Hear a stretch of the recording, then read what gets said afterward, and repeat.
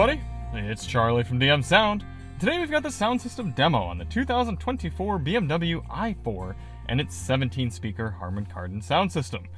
This is going to be an in-depth review. We're going to take a look at how the infotainment system works, take a look at audio inputs, adjustments, controls, speaker locations, and we're going to test out the 5.1 surround sound capabilities. Then we're going to head out on the road and listen to these sample tracks while we're rolling, and I'll give you my thoughts at the end.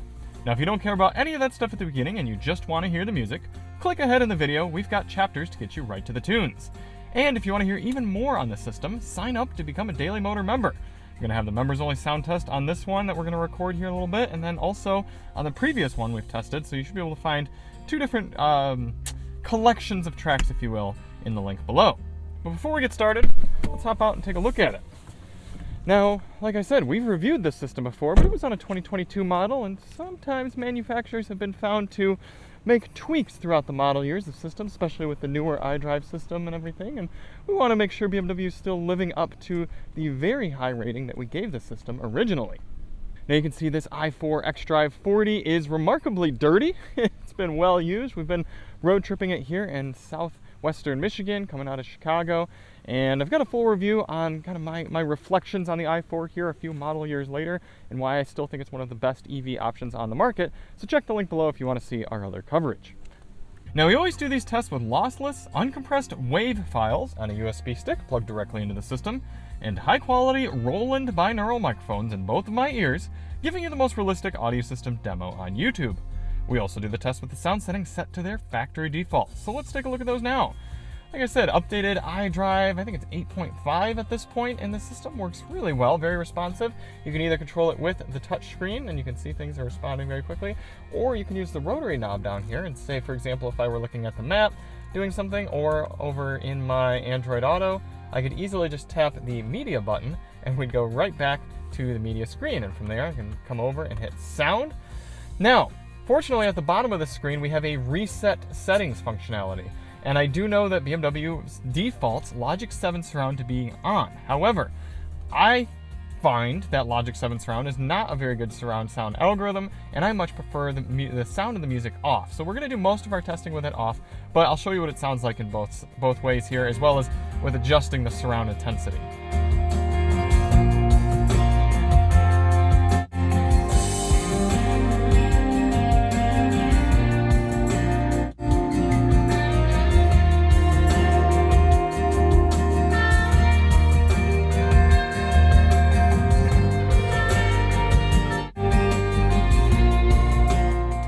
In a track like this, you don't hear too dramatic of a difference. It's focusing the sound a little bit more in front of us, a little more true to recording, but maybe some of the other tracks we're listening to, you'll be able to hear a more dramatic difference between the two. Then you've got adjustments for treble and bass. Let's go through those.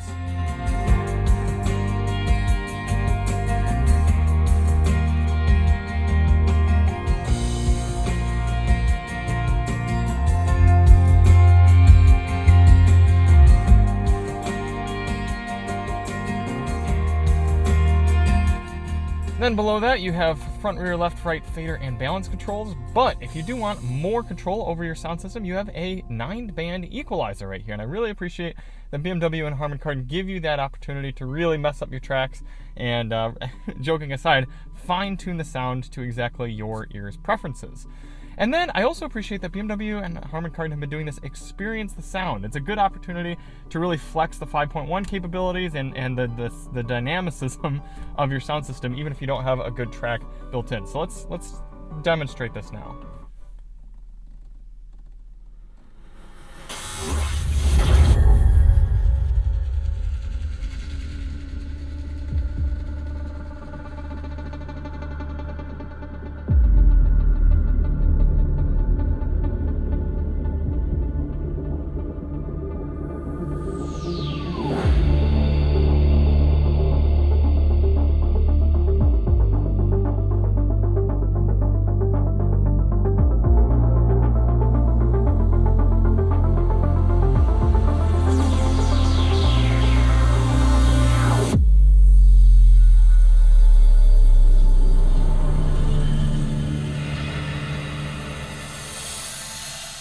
So obviously that track is going to be built to sound very good in this sound system, but it's cool. It's nice for the dealerships to be able to use that to show it off to people, and then it's nice for if you're want to show off your sound system to a friend or whatever, just hit experience the sound.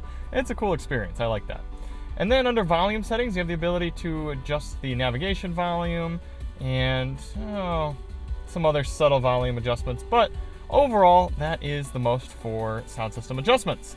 For audio controls here in the i4, you have a nice volume knob. It's within good reach of the driver. It's got good clickage. It's a little small, but it feels right for the car.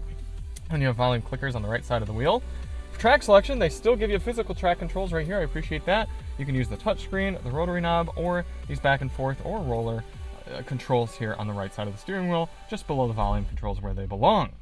For audio inputs in the i4, you have, I always got to check with these electric vehicles if they have AM radio, because not all of them do. I think the BMWs might be some without. So let's see, we see FM radio and Sirius XM satellite radio, but no AM radio. Okay, just wanted to make sure. HD radio support. We have wireless Apple CarPlay and Android Auto and a USB-A port, and of course, Bluetooth streaming capability. So what does that mean you're missing? Well, you don't have a 3.5mm auxiliary input jack, not a big surprise there. You also don't have the ability to do wired Apple CarPlay or Android Auto. Some people prefer using wired. They think it's a little bit more of a stable connection. You can still plug your device in to get a charge, obviously, but the connection for phone projection is going to be wireless. And you have Spotify built in. Sorry, I didn't mention that earlier. So you got Spotify built in. That's kind of nice. Maybe they'll add some other streaming services in the future. And then you only have that USB-A port. You got a USB-C port in here, but it's for power only. There's no data connection on there. Speaker locations. Now, some places you'll read this says a 16 speaker system, but that's not counting the subwoofer. And I like to count the subwoofer. I say it's a speaker. So 17 speakers. Starting here in the bottom left, you've got a door woofer, 1, mid-range 2, tweeter 3. In the center, 4, 5, mid-range and tweeter, 6, 7, 8 over on the other side. These BMW electric vehicles do not have woofers under the seats, so that's a little bit different than the gasoline counterparts. So where are we at there? 8, 9, 10, mid-range and tweeter, 11, 12 on the other side. Back here, 13, 14, 15, 16, mid-range and tweeter. And then if we open up the trunk, we see underfloor a nice big Harman, oh, well, we've got luggage in here. But under here, a nice big Harman Kardon subwoofer taking up most of that underfloor storage, making 17. Before we get out on the road, I want to demonstrate the 5.1 capabilities of the system. So in order to do that, we're going to go over to search and then browse folder, and then up here, look at how quickly I can do that with the knob. The immersiveaudioalbum.com 5.1 sampler track.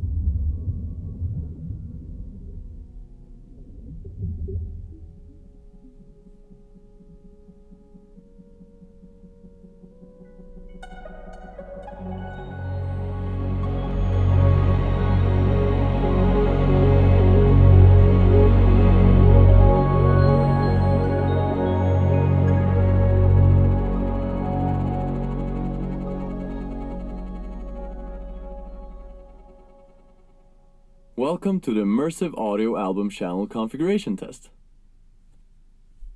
Left. Center.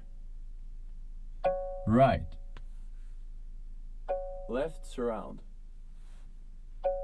Right surround. The Immersive Audio Album Channel Configuration Test is now complete. Hej då! Now that is a proper 5.1 surround sound system. We got all the 5 channels around the cabin, and then you could probably barely even hear it in the microphones here, but the LFE channel hit way in the back with the subwoofer. That is how you do 5.1 surround. And with that, let's head out on the road.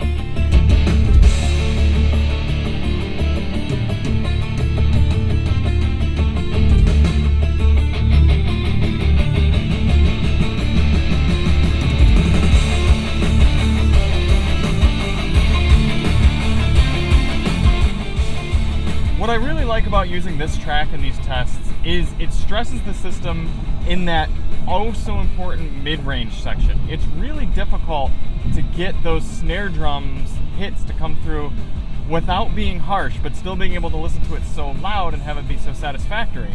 And that is where having quite a few speakers in this car really comes in to advantage for the i4, in that right down here, these mid-range speakers can really fill in that sound, and then you actually get a little bit of that lower mid-range upper bass coming from the doors, and then you allow the subwoofer in the back to really carry the deep heavy stuff, and then you can kind of play around with more of the flourishes in the top. Now admittedly, with the flat EQ, I would like to hear maybe 1 or 2 decibels drop down from the mid-range, maybe make the snare drums a little less harsh, and maybe just a little bit higher end on the very, very top end of the EQ and the treble. But the cool thing about the i4 is I can actually go in and make those changes, whereas something like one of the Volvos or the Mercedes or the Genesis or anything like that, I wouldn't have the 9-band equalizer, wouldn't be able to do that.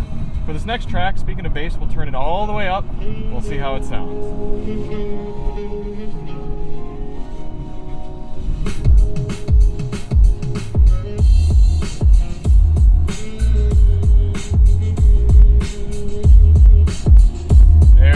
Very full sound.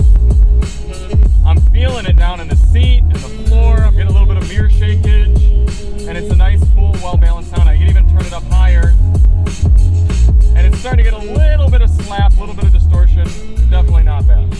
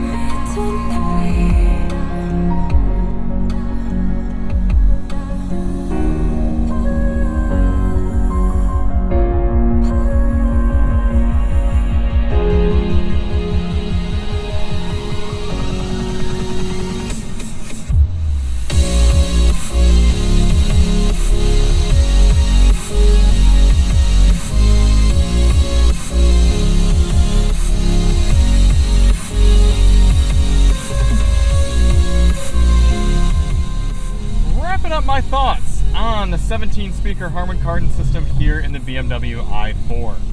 It's been really nice to revisit this one because it comes up in conversation a lot as one of the best sound systems you can get under, let's just say under $60,000, $65,000 or so, and in an electric vehicle, in a sedan like this. And a lot of people are confused. They're like, okay, well, the i4's Harman Kardon sounds so good. Why doesn't the 4 Series and the new LCI 3 Series? It's like, well, as much as they are very similar cars and they essentially share a name, they're very different when it comes to the actual setup of the system, and you're dealing with the batteries underneath this one as opposed to just the drivetrain as you would in the gas car. And for whatever reasons BMW and Harman has, this system sounds so much better than that in the 3 and the 4 Series. Now, explicitly sound quality, this is probably coming in at a super high A+. It's really, really good. Obviously not quite there of something like a 7 Series, but really satisfying. However, the reason for me that it just barely sneaks up into S tier is because you do get that customization, the 9-band equalizer, the surround modes, the ease of use of the system and the inputs and the controls and everything. That is why, oh, and not only that, but you only have to pay $900 to get this system on an i4. So for that, sneaking in the S tier, definitely one of my favorites. And if you're in the market for a vehicle like this, I highly recommend you check one out. So thank you all so much for watching. If you do want to see more on the i4, check the link below, and we'll see you on the next one. I'm Charlie from DM Sound, and as always, drive on.